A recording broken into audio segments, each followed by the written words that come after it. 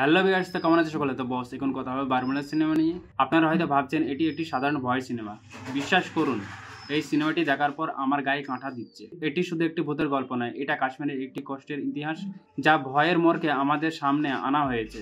এটা আমার দেখা অন্যতম এটা সেরা সোশিও পলিটিক্স থ্রিলার। তো চলো দেরি না করে শুরু করি।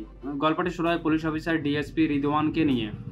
তিনি পরিবার নিয়ে কাশ্মীরে বরমুলাতে আসে এবং একটা পুরনো বাড়িতে থাকতে শুরু করে। তারা এসে দেখা যায় এলাকার বাচ্চারা একের পর এক নিখোঁজ।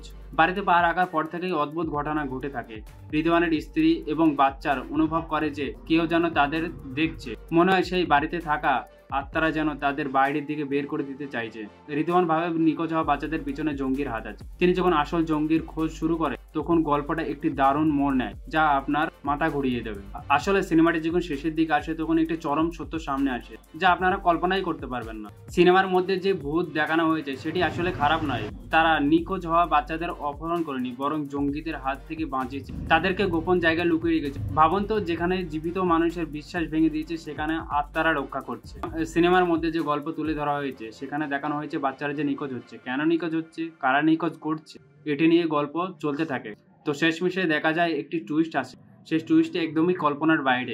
সেই টুইস্টটি জানার জন্য আপনাকে এই সিনেমাটি দেখতে হবে। সিনেমাটির সিনেমাটোগ্রাফি খুবই সুন্দর। কাশ্মীরের ঠান্ডা আর বিশেষ পরিবেশ যেন তাদের ভিতরে ভয়কে আরও বাড়িয়ে তোলে। যদি এক কথায় বলি, বারমুলা আপনার মনকে ছুঁয়ে যাবে। এটা আপনাকে ভয় দেখাবে না, কিন্তু দেশের একটা বড় কষ্টের দিক দেখিয়ে দেবে।